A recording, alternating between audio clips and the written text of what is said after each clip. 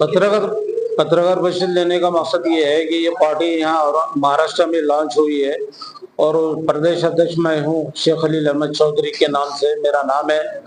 और मैं पहले एस कांग्रेस में था, फिर बाद में समाजवादी पार्टी में था। वो दोनों पार्टी में रह के अनुभव बहुत आया मेरे को। फिर आप ये पार्टी का जरा मुझे अच्छा लगा और राष्ट्रीय अध्यक्ष से मिलकर मुझे मेरे और उनके ख्यालात मिलते हुए आए करके, इसलिए मैंने महाराष्ट्र में लॉन्च करने के लिए कहा था उनको। उन्होंने बोले लब्बैक करके बोले, और इसलिए यहाँ महाराष्ट्र में इलेक्शन होंगे 288 सीट पर।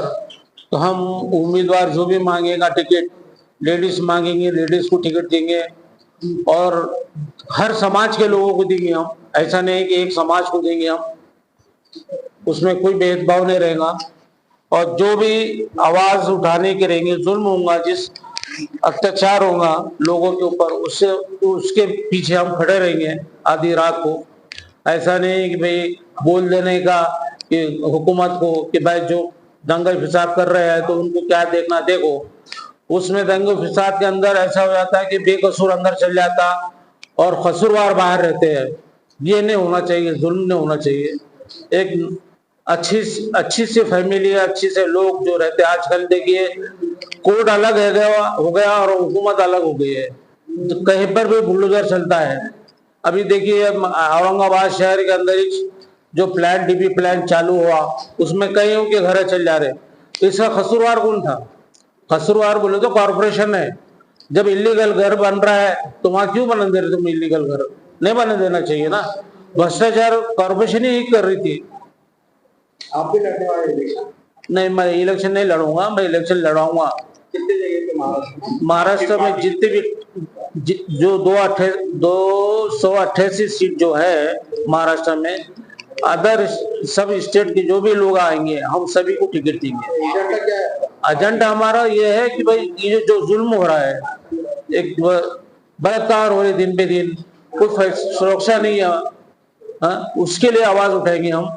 और जिनके घर जा रहे हैं, टूट रहे हैं कॉर्पोरेशन के अंदर, उनके लिए, जो भी समाज के लिए जो कुछ रहेगा उसके लिए आवाज उठाएंगे हम। की शान में जिसने गुस्ताखी किया उसके ऊपर क्या करेंगे? उसको कड़क से कड़क उस पर कार्रवाई करना चाहिए गवर्नमेंट ने। और गवर्नमेंट नहीं करती है तो फिर हम आंदोलन करेंगे उसके बारे में। जो कि हमारे नब्बी पे ऐसी बात नहीं आना चाहिए था जो उन्होंने बात करे है, और जो हम निश्चित करते हैं उनका।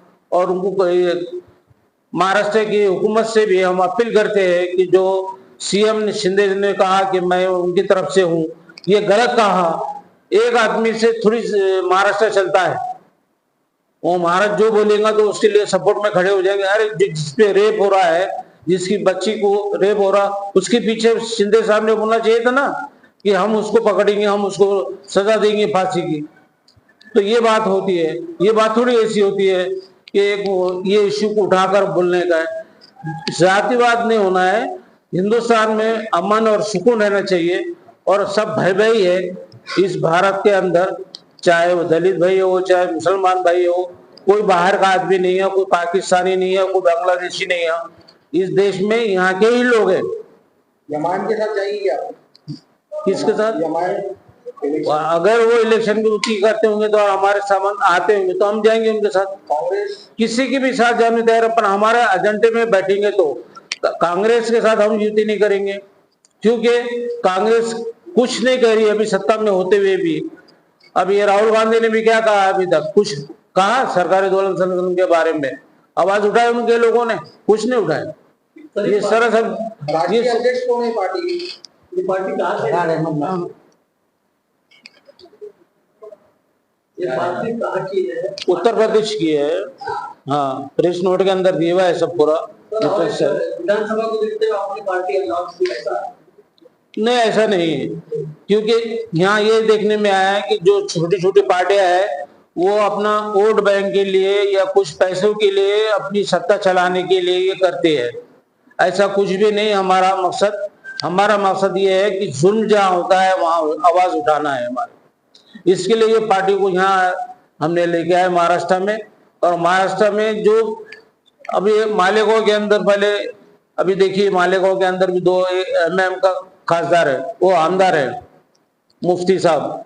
मौलाना मुफ्ती, और एक दुलिया में है उनके, वो वहां पर भी जो मुसलमान थे करके डाले, पहले समाजवादी भी थी वहां।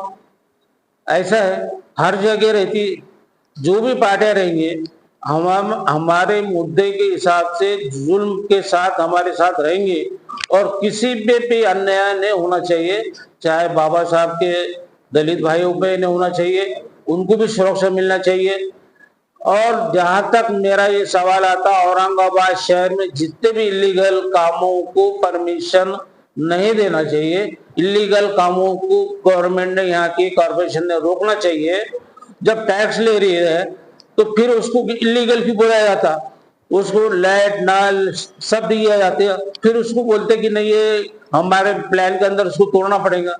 तो ये बैठे बैठे प्लान नहीं चलते, पहले सर्वे करना चाहिए, पूरा शहर घूमना चाहिए इन्होंने, गवर्नमेंट के आदमी ने, कॉर्पोरेशन ने, और वो फिर बाद में उसका सर्वे करके नक्शा बनाना चाहिए था। और गरीबों के घर एक के भी घर नहीं टूटना चाहिए। आपकी महाराष्ट्र में क्या पोस्ट ली है? महाराष्ट्र में मेरी पोस्ट अध्यक्ष हूँ ना मैं, महाराष्ट्र अध्यक्ष हूँ मैं, अध्यक्ष है। आपकी पार्टी क्या वक्फ बोर्ड के ऊपर तो मेरा तो ऐसा ख्याल है, जितनी भी वक्फ बोर्ड की प्रॉपर्टी रहेगी और जनता मेरे साथ रहेंगी, तो मैं वो वक्फ बोर्ड की प्रॉपर्टी पे जनता को पोजीशन दिला दूंगा मैं। नहीं, इम्तियाज अली साहब का देखिए, वो जालना रोड की वो जो जमीन है, वो तो उसमें तो वहां मुसलमान बैठ ही नहीं सकता, क्योंकि उनके नाम से PR कार्ड बन गए, हर चीज बन गए। जहां मुसलमान की वक्फ बोर्ड की जहां प्रॉपर्टी रखी हुई है, प्लेन पड़ी हुई है, वहां पर अगर जनता हमारे साथ आती है और जनता बोलती है कि ये ओपन स्पेस है वक्फ बोर्ड का, तो हम सामने खड़े के वहां लगा उसको बांध काम करने लगाएंगे, क्योंकि वो प्रॉपर्टी गरीबों के लिए है, मुसलमानों के लिए है, और वो मुसलमानों को नहीं दी जाती है। हुकूमत ये करती है, जो पैसा ज्यादा देंगे उसको देती है। वक्फ बोर्ड का तो बहुत भ्रष्टाचार है, ऐसा कम नहीं है। अब जो तुम इम्तियाज अली साहब की बात कर रहे हैं, तो वो उन्होंने उठाए थे, बाद में खामोश बैठ गए। उन्होंने क्या किया, वो हमारा काम नहीं है, ना मेरे को ना पैसे कमाना है, ना कुछ करना है। मेरे को ये करना है कि हमारे सभी समाज के लोगों को इंसाफ मिले, इसके लिए मैं उतरा हूँ इस पार्टी में।